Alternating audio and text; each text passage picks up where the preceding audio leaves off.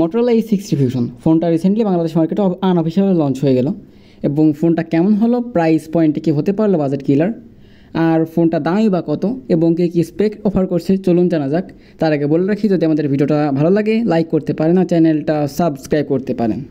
ফার্স্টে যদি কথা বলি ফোনটির ডিজাইনে, তাহলে হ্যাঁ, ফোনটির ডিজাইন সকলের কাছে ভালো লাগার মতো, আর মোটরোলার ডিজাইন অনেকটাই সুন্দর বলা যায়। কিন্তু সমস্যা হলো ফোনটির ডিজাইন মোটরোলার অনেক ফোনের সাথে মিলে যাবে, হুবহু একদম হুবহু মিলে যাবে এবং back panel, rare camera setup সব কিছুই ডিজাইন মিলে যাবে। এখানে একটু আলাদা আনলে অবশ্যই ভালো হতো, তবে এটাও খারাপ লাগছে না।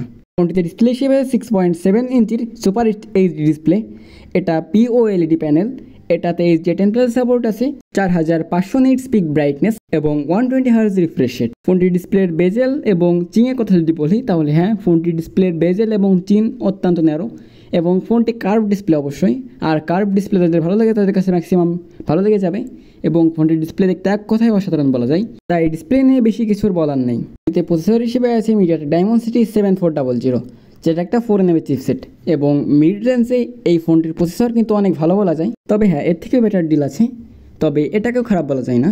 এর পারফরমেন্স, গেমিংয়ে পারফরমেন্স, মাল্টিটাস্কিং অনেক সুন্দর ছিল এবং গেমিংয়ে ফ্রেম ড্রপ দেখিনি এবং ল্যাগ, ফ্রেম ড্রপ এগুলো দেখা পাওয়া যায়নি। আর গেমিংয়ের সময় ফোনটি বেশি হিট জেনারেটও করেনি, তাই সব মিলিয়ে ফোনটির পারফরমেন্স ভালো বলা যায়। তবে এর থেকে বেটার ডিল আছে, তবে এটাও একদম খারাপ বলা যায় না, মোটামুটি চলে এই বাজেট অনুযায়ী। ফোনটিতে ক্যামেরা হিসেবে আছে তিনটে ক্যামেরা, মেন ক্যামেরা 50 মেগাপিক্সেল, 13 মেগাপিক্সেলের আলট্রা ওয়াইড শুটার এবং এর সাথে রয়েছে একটা macro sensor. Front facing camera 32 মেগাপিক্সেলের। এই ফোনটির ক্যামেরা রেজাল্ট এক কথায় অসাধারণ বলা যায়।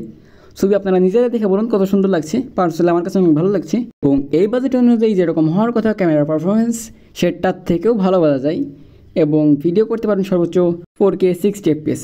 এবার আসা যাক ফোনটির ব্যাটারি। ফোনটিতে ব্যাটারি হিসেবে আছে 5500 mAh ব্যাটারি এবং 68 ওয়াটের চার্জার। ফোনটিতে অ্যান্ড্রয়েড ভার্সন হিসেবে আছে বেস্ট এবার অ্যান্ড্রয়েড 15 এবং এই ফোনটিতে মোটামুটি 3 বছরের অ্যান্ড্রয়েড আপডেট পাওয়া যাবে। তো বন্ধুরা, এই ছিল পুরো ভিডিও। এখন আসা যাক ফোনটি কি কিনবেন।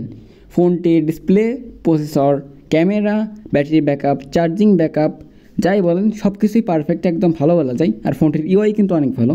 এছাড়াও ফোনটির প্রাইস হলো অ্যারাউন্ড 43K, সেখানে ফোনটা ভালো কিছু অফার করছে, তাই ফোনটি কেনার মতোই বলা যায়। এই ছিল পুরো ভিডিও। ভালো লাইক করে চ্যানেলটা সাবস্ক্রাইব করে দেবেন। দেখা হবে নতুন কোনো ভিডিওতে, সে পর্যন্ত সবাই সুস্থ থাকবেন।